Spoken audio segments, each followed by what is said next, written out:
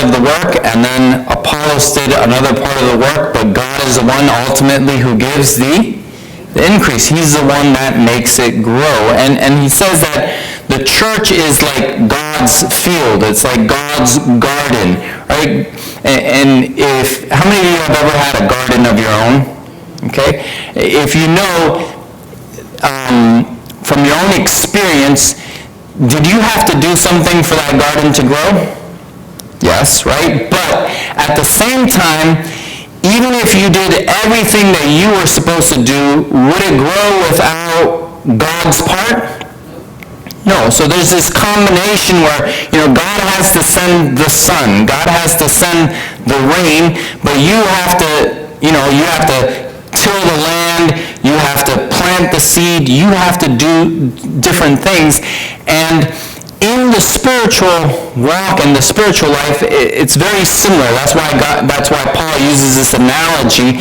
And each of us, we do different things in order to help in the growth experience of other people. Maybe you're planting seeds and someone else is watering that seed. Ultimately, God is the one that makes it grow, but we each have a different part to play. What are you doing to help God's garden to grow? Nowadays, different Christian institutions have studied this. They've been doing research on evangelism and witnessing, and they've found that there's a growing apathy for witnessing among Christians. And I'll share with you some of the research. This first one is, this was done back in 2017. The American Culture and Faith Institute conducted a national study, and they discovered that only 25% of Christians believe that they're called to promote the gospel. So that's a pretty low percentage. Only 25% of Christians believe that they are supposed to do something to promote the gospel. Now, of those 25% that feel that they're supposed to be doing something, right, that they are either supposed to plant or water or, do something in God's garden to help it grow, of those that believed that they had a personal responsibility to share their faith with others, only half, 52%, say that they actually did, do something to share at least one time in the last year with someone, their different beliefs or their hope in Jesus. That's a pretty low. So only 25% feel that they have to do something in witnessing and in evangelism. And of those 25%, only 50% are actually doing something. So the percentage starts getting really low. What about, more specifically, Seventh-day Adventists? Research show that Seventh-day Adventists also struggle to share their faith. A study that was done among Seventh-day Adventist churches in North American Division by the Institute of Church Ministry revealed that only 31% of Adventists stated that they actively share their faith with non-members.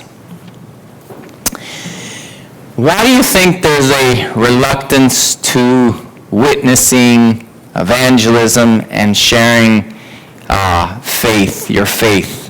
Think about your own experience. If we were to take an anonymous poll among us all here and we ask that question, how many of you think we should be sharing our faith, and how many of you are actually doing something to actively share your faith with others?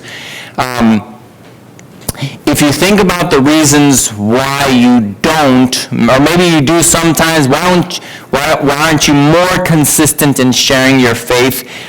think about for a moment, what are some of the reasons that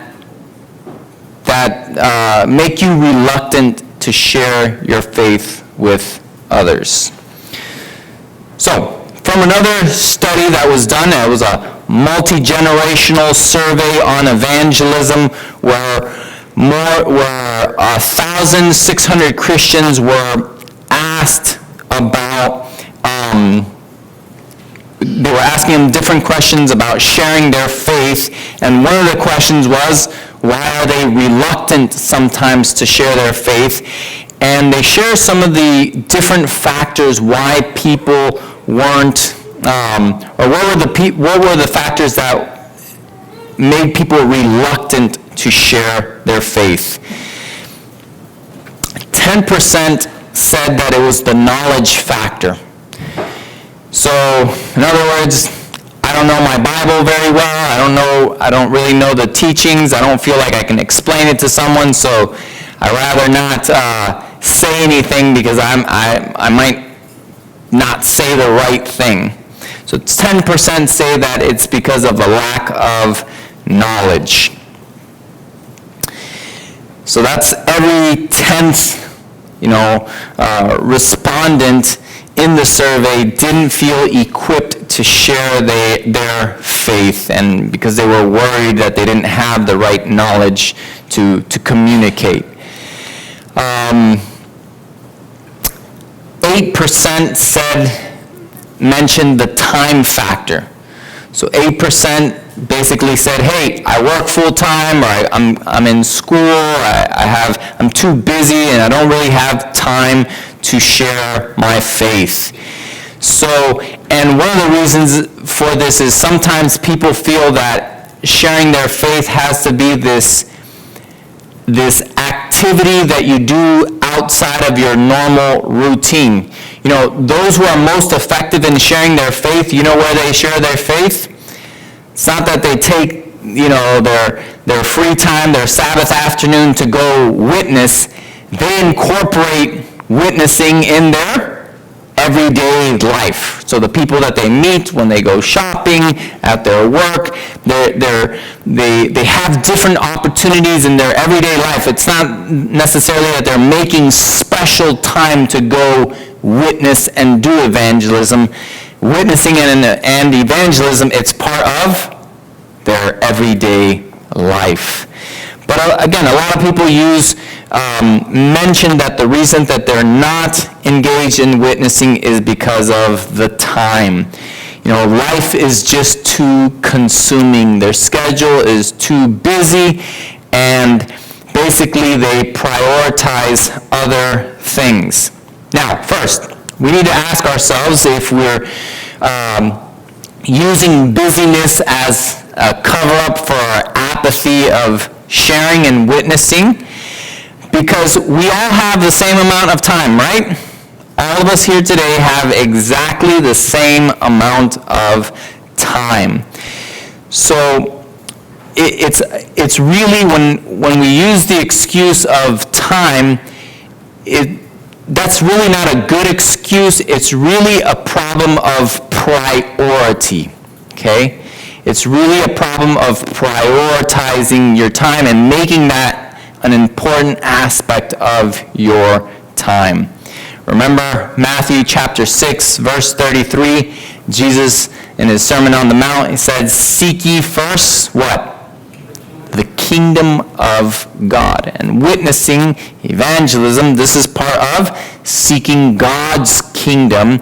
And Jesus calls to us and he says, make this first, right? Make this as a priority. And then what's the promise for us?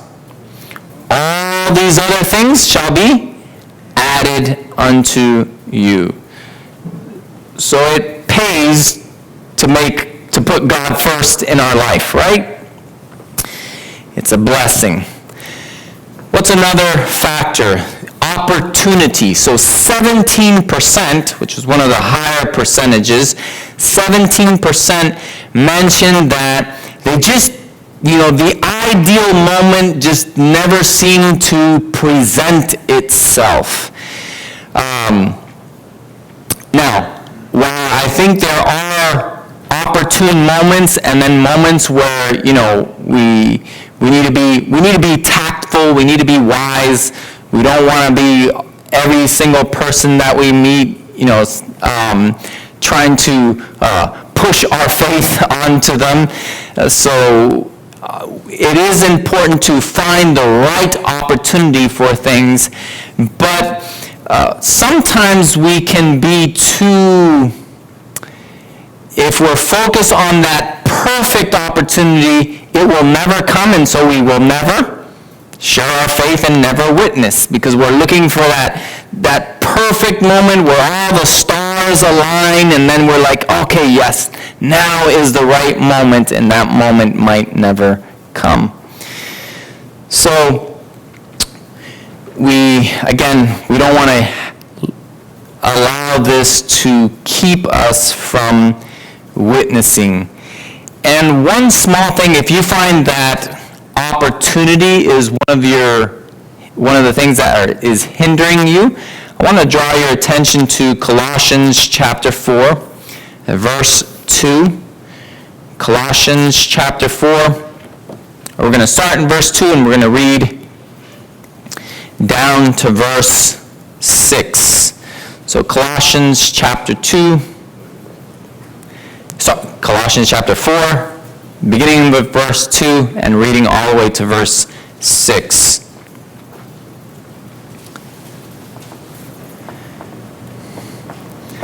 So notice what the Apostle Paul says here. Continue in prayer and watch in the same with thanksgiving, with all praying also for us, that God would open unto us a door of utterance to speak the mystery of Christ, for which I am also in bonds, that I might make it manifest as I ought to speak.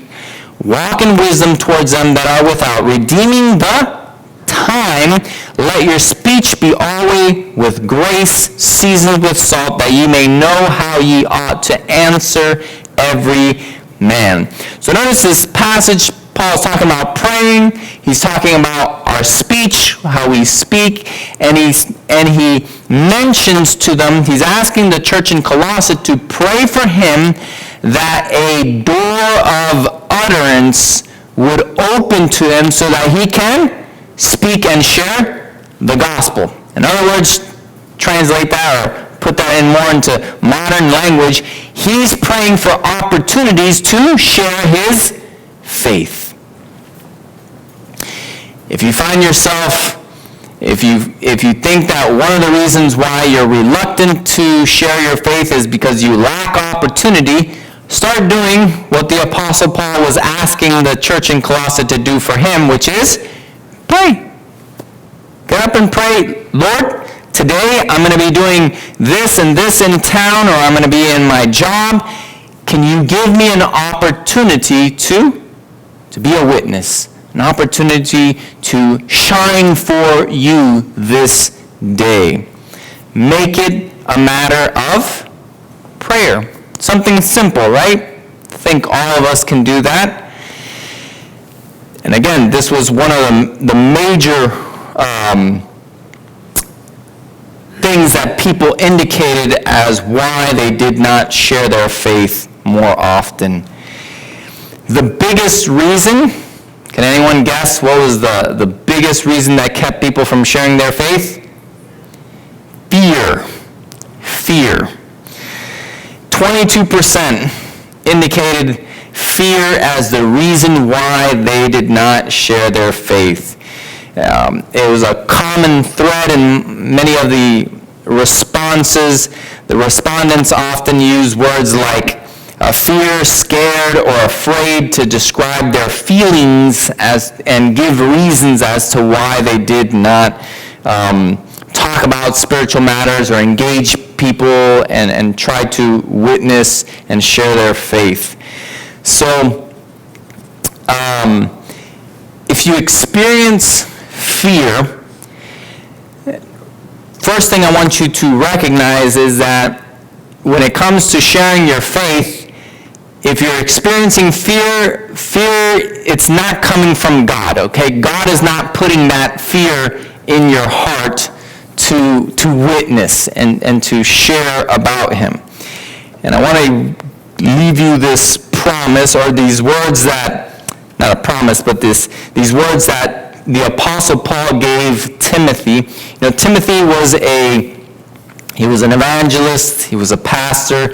He basically Paul took him under his wings, trained him, and sent him out in ministry. But apparently Timothy was a very timid young man, so he wasn't as bold as the Apostle Paul.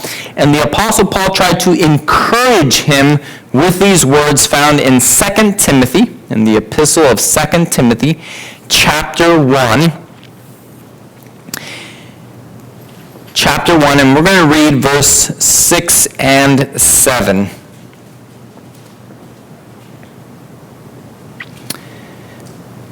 Second Timothy chapter 1.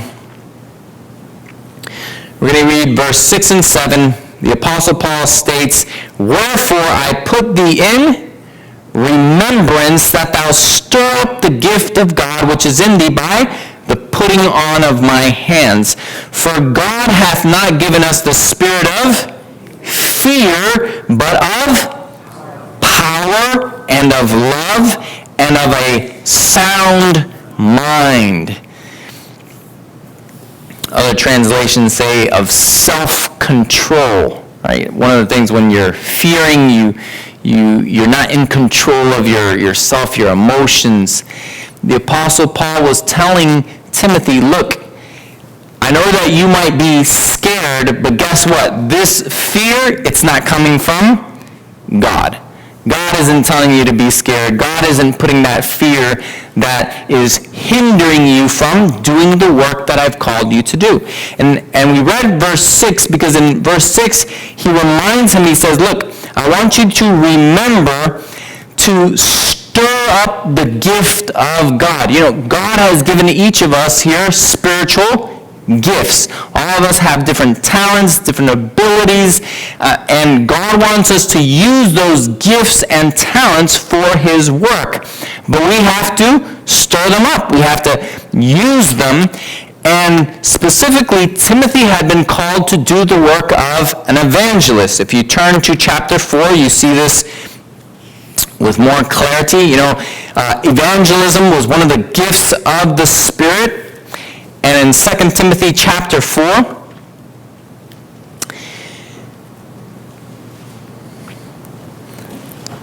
the apostle tells Timothy, beginning with verse 2, preach the word, be instant, in season, out of season, reprove, rebuke, exhort with all long-suffering and doctrine.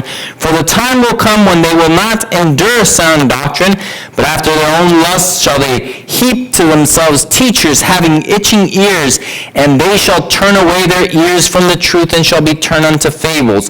But watch thou in all things, endure afflictions, do the work of an evangelist, make full proof of thy ministry. In other words, fulfill your ministry and calling. So this was one of Timothy's specific gifts and his calling.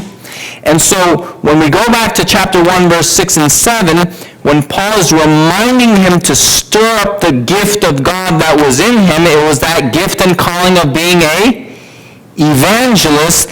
And then after that, he says, for God has not given us the spirit of fear, but of power, of love, and of a sound mind.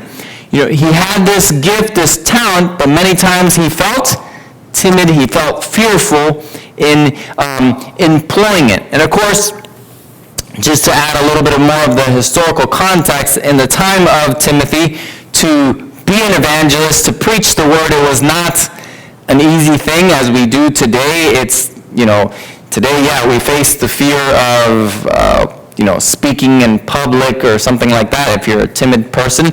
But in the time of Timothy, you had to fear for your life, right? Because many of the pastors and evangelists and missionaries of that time were persecuted.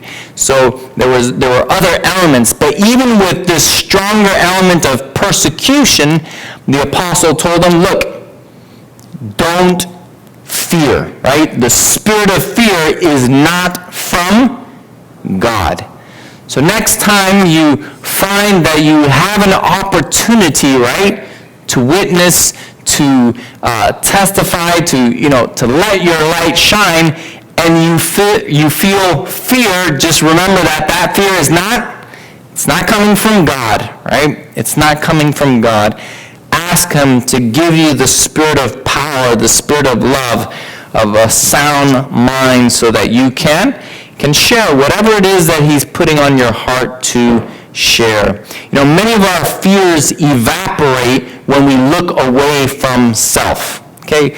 Our fears are stirred and they actually grow. It's like a giant, like a monster, that the more you think about it, the more the fear becomes powerful in our life. And so one of the strategies is if you start feeling and experiencing fear, stop thinking about it. Turn your mind away from meditating on that, because it'll only, if you do continue to think about it, it'll only make it stronger and grow bigger in your life.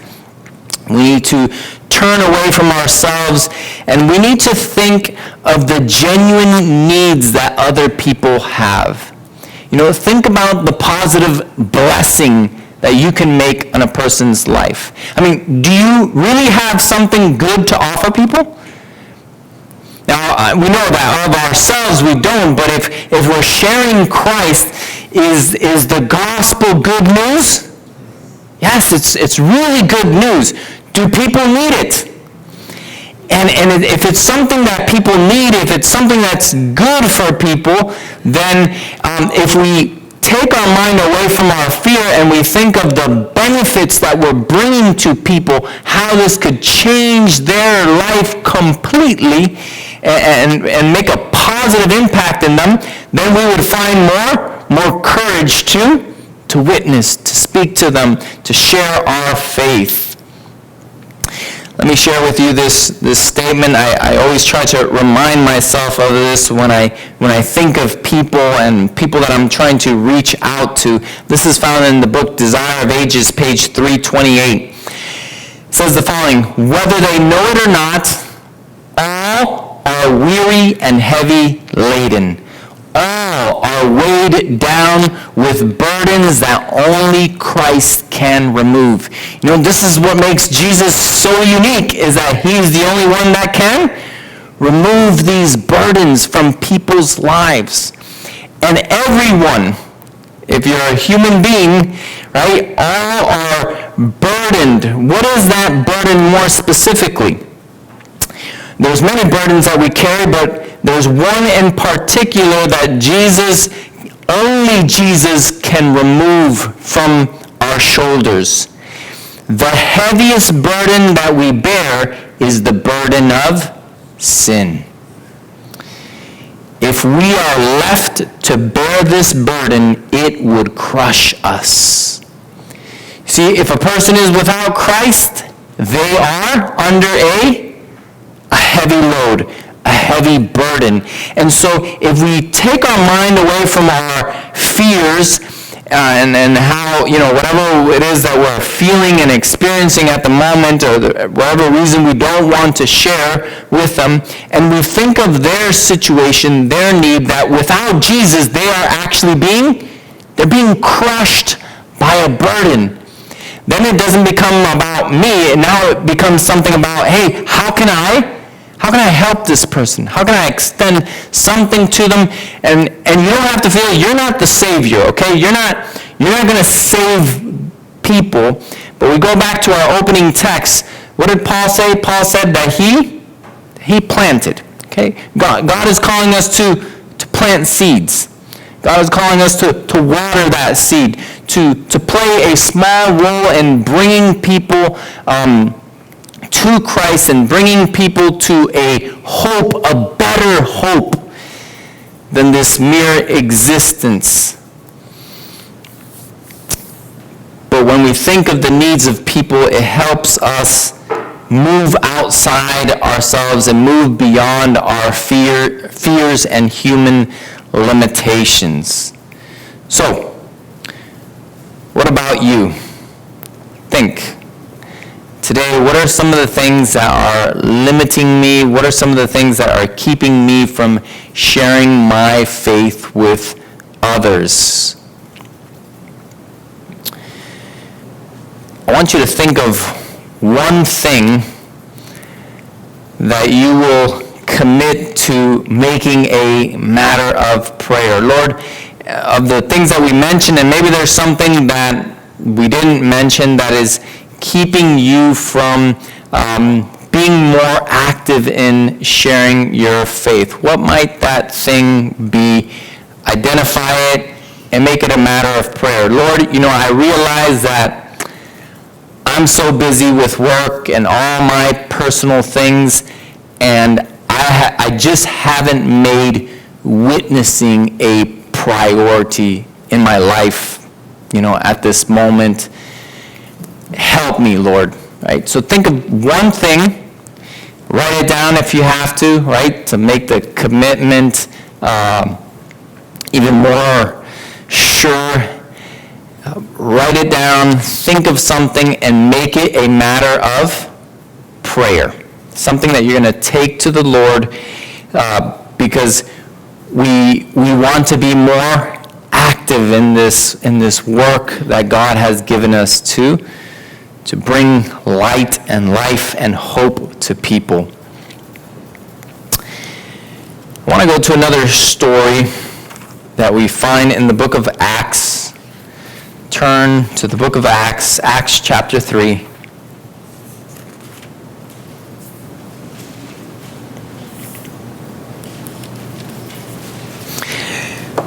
Acts chapter 3, beginning with verse 1. Here we find an account where Peter and John, this is after Pentecost, Peter and John go to the temple, and they find a lame man there. So picking up in verse 2, and a certain man lame from his mother's womb was carried, whom they laid daily at the gate of the temple, which is called Beautiful, to ask alms of them that entered into the temple.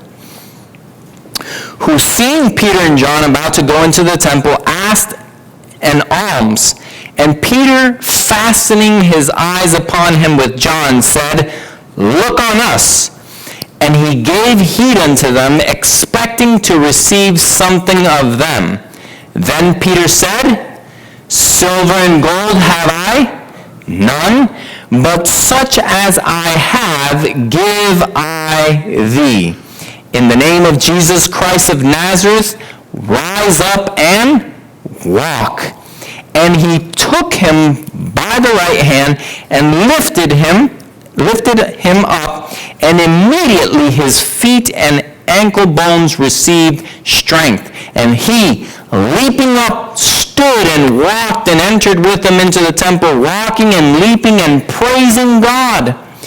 And all the people saw him walking and praising God, and they knew that it was he which sat for alms at the beautiful gate of the temple. And they were filled with wonder and amazement at that which had happened unto him.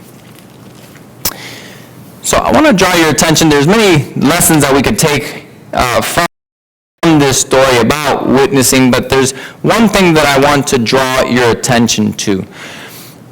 The man was asking for money, right? In his condition and situation, money was his felt need, right? It was what he thought he needed. I don't think he even had in his mind healing, being able to walk again as a potential option of what he could ask for, right? The same is true for many of the people that you will meet and that you will interact with, right? They have certain needs, but they don't know that they have a need of something deeper, something that only Christ can bring to their life.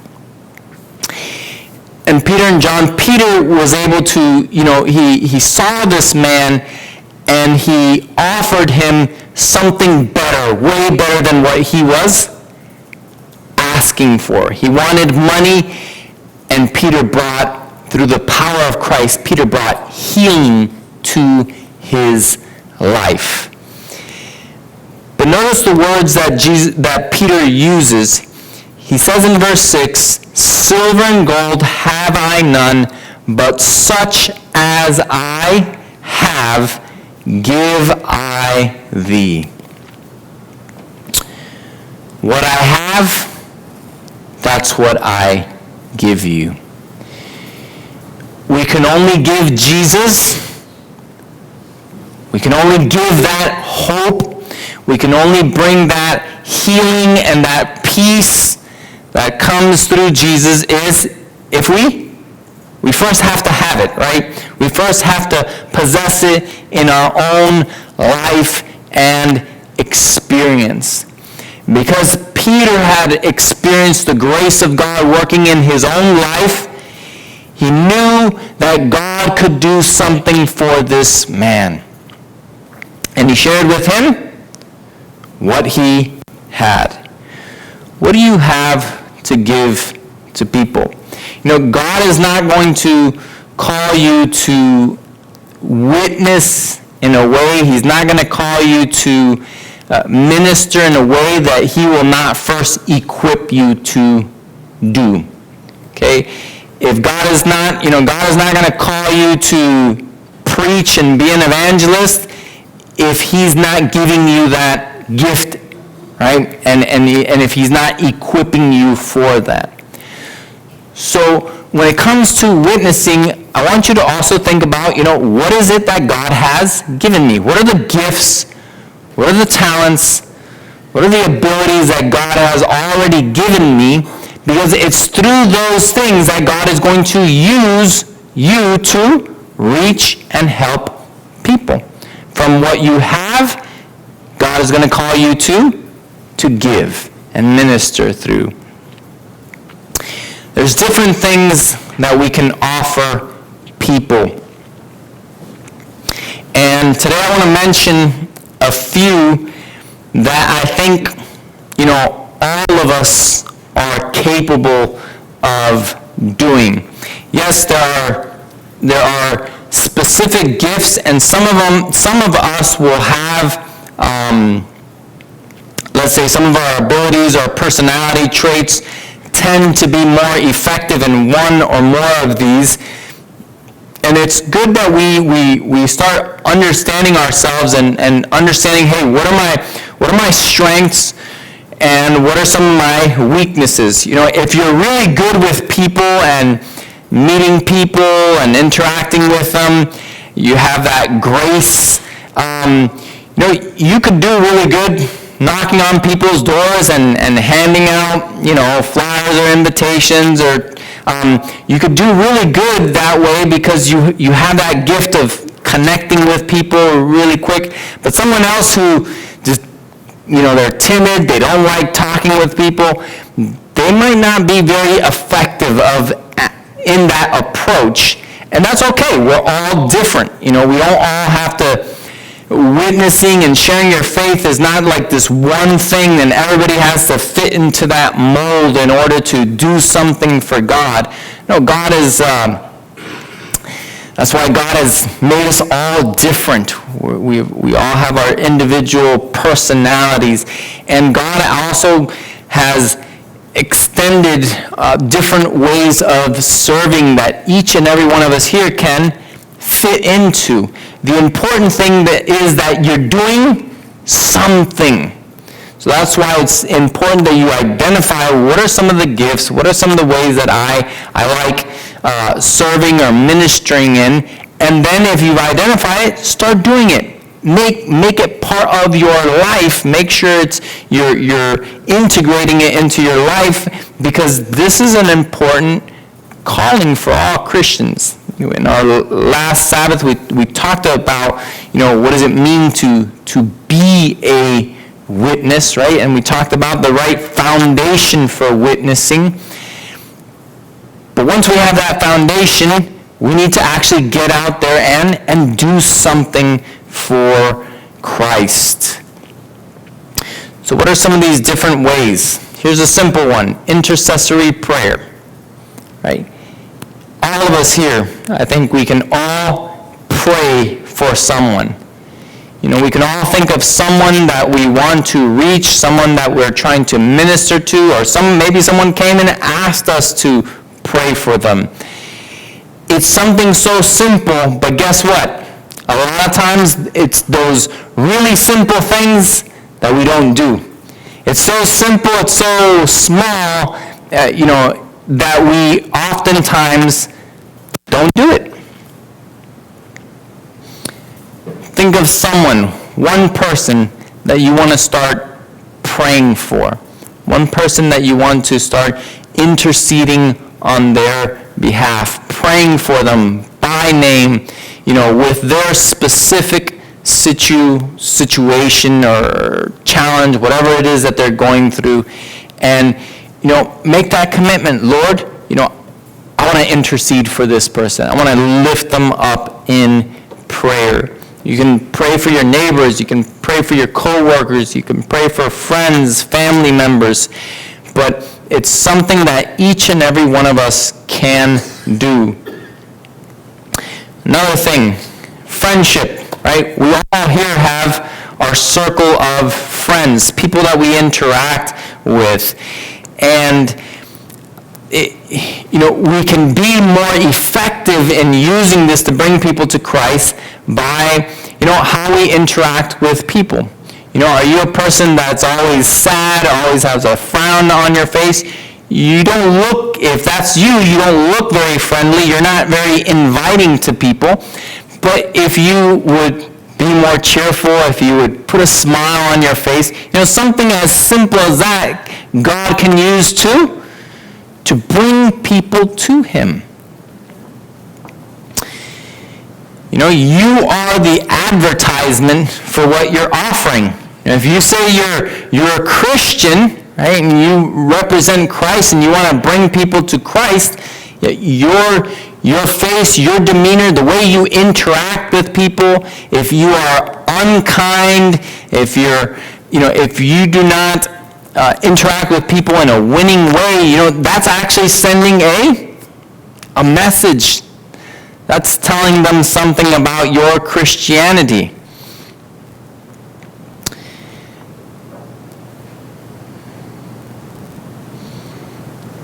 Whatever you communicate with your demeanor and your words, people are going to use that to judge what you're offering them. Service. We are there in the book of Acts. Turn to chapter 9. Acts chapter 9. Here we read about Dorcas. You remember the story of Dorcas?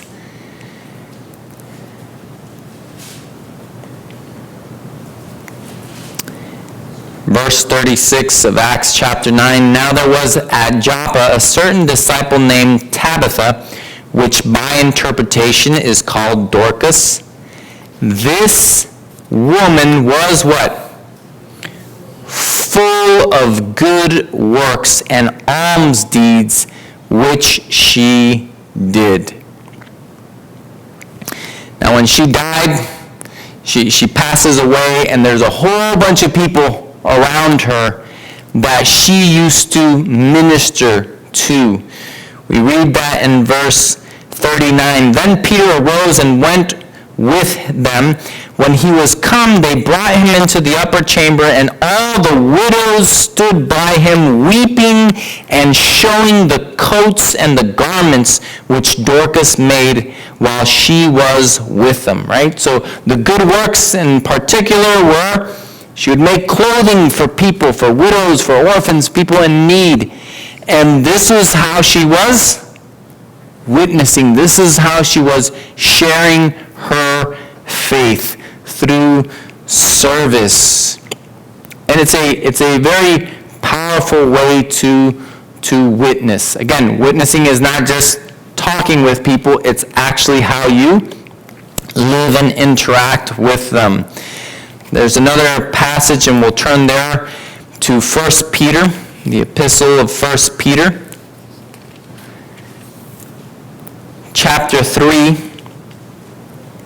And specifically, it's talking about women and their interaction with their husbands, but I believe it applies to all our interactions with people. But notice what the apostle exhorts here. He says, likewise, ye wives, this is 1 Peter chapter 3, verse 1, likewise, ye wives, be in subjection to your own husbands, that if any obey not the word. In other words, if your husband is not a believer, they also may, without the word, be won by the conversation of the wives. In other words, that they may be won without a word, without you preaching to them. You can win them by the way you live, by the way you interact with them. Again, this was in the context as husbands and wives. When the wife was a believer, the husband was not a believer, but this applies in many other situations, right? You're in your work. You're a believer. Your boss is not a believer, right? You can interact with that person, with your boss, in a way that without you preaching to them, you can win them to God. Think of people like Daniel in Babylon, and the influence, the witness that he gave to Nebuchadnezzar, the king. Joseph in Egypt, where his, Potiphar recognizes that God was with him. And we don't read anything about him preaching, even though he could have shared his faith in words to Potiphar, but what's recorded there in Genesis is just that his diligence in his work, and that everything that he did, it was evident the blessing of God was with him, and that was a way of him witnessing. What's another simple way that we can be witnesses? Sharing your story. We're not going to read it, but in Acts chapters 24, 25, and 26, we have multiple times where the Apostle Paul, these are different scenes where he's taken in court and he's before people, and he repeats his testimony. He shares his story. Right, so earlier for the children's story, Monica shared part of her testimony, her personal experience. When you share your testimony, that can be a powerful way to share your faith with others. Listen to this statement in Christian Service, page 213. Our joy in the Lord and our efficiency in his service would be greatly increased by recounting his goodness and his wonderful works in behalf of his children. You want to be happier? You want your joy in the Lord to increase? You want your efficiency in his service to increase? Share your testimony with others. Right? It has a benefit for ourselves. These exercises, listen to this, drive back the power of Satan. They expel the spirit of murmuring and complaint, and the tempter loses ground. They cultivate those attributes of character which will fit the dwellers on earth for the heavenly mansions. Such a testimony will have an influence upon others. No more effective means can be employed for winning souls to Christ. This is the most powerful tool that you have for evangelism is your personal testimony. And we don't always have to, we can share our conversion experience, but I'm sure that God is doing other things in your life, right? Besides your conversion experience, God is still working in your life, hopefully. Share what God is doing. Share what he's doing in you. And this week I had the opportunity to be with someone, and I had an opportunity to share my testimony with them. And I really experienced this. It's not only is it a powerful tool to witness to others, but it encourages and helps us as well. So, and this is something that everyone can do because everyone has their own personal experience, and your experience is different and distinct from mine, and that's why it's worth repeating and sharing with others. And the last thing that I want to mention, and we'll turn to the Gospel of John. We will close with this, John chapter 1.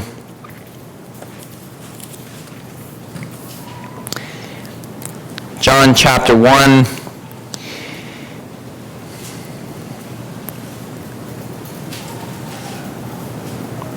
Verse 40 and 41.